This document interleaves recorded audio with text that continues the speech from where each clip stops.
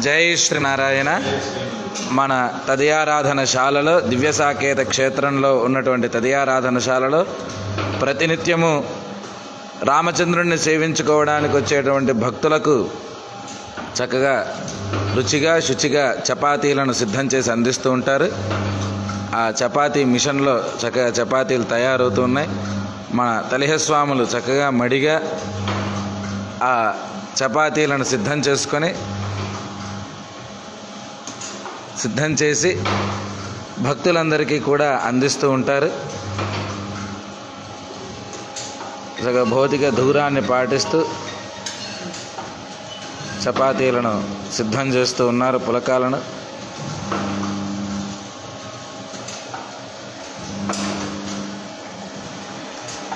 చక్కగా పొంగి తినడానికి రుచిగా ఉన్నటువంటి